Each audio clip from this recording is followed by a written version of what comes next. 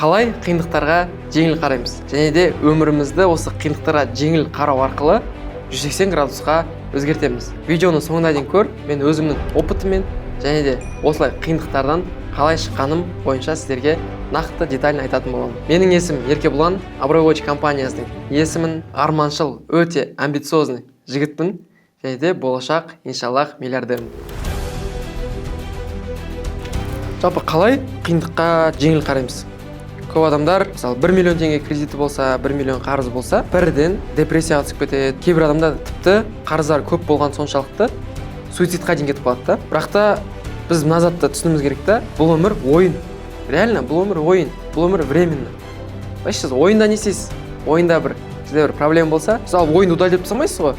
Керісінше сіз одан сайын қызығасыз да ойынға. Бұл миссияны қалай өту керек, бұл проблеманы қалай шешу керек деп сіз ютубтан немесе бір достарыңыздан біреуден сұрайсыз. Сол сияқты бұл өмірде ойын. Мысалы сізге бір проблема келіп тұрса, сіз керісінше ол проблемадан қашпай, қызығып, сол проблемаға кайфпен қарап, сол проблеманы шешуіңіз қажет. Әртүрлі подходтар жасап көруіңіз керек. Былай даже ойланып қарасам, мені өмірімде өткен бір моменттарды алатын болсақ, осыдан бір 2 жыл, 3 жыл бұрынғы проблема мен үшін өте ауыр, боль болатын да. Отношениядан келтірейін бір мысал, потом бизнестан келтірейін бір мысал. Отношениядан келтіретін болсақ, бұрын мен бір қызды ұнатып, мен ойымда болатын, мысалы, ол қыз просто подпискенде бір басқа жігіт тұрғаны мен жүрегіме ауыр тиетін. Немесе ол қыз басқа жігітпен сөйлесіп жатқан көрсем, мен қатты қиналатын. Қазір мен ойланып қараймын да, мен тупой болғанмын да.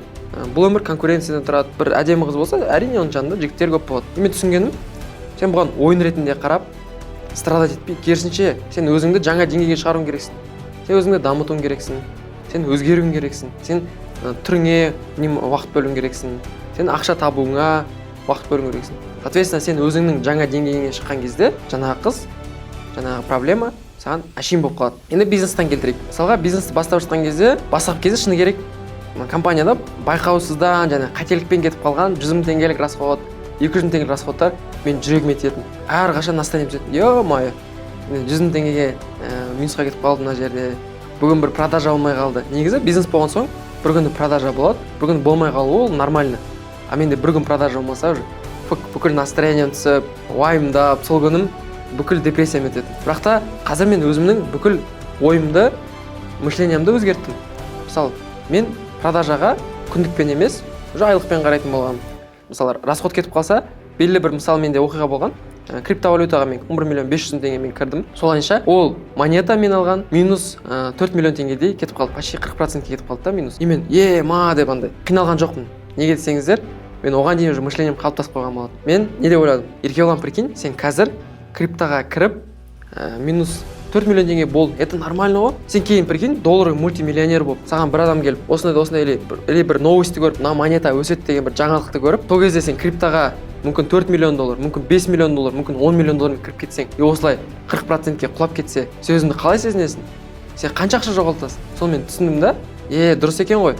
Қазір мен максимально көп қателік жасап алайын, чтоб кейін үлкен ақшалармен ол қателікті жасамас үшін деп өзімді жұбатып десем болады. Бір жағынан позитивный мышленияны қостым.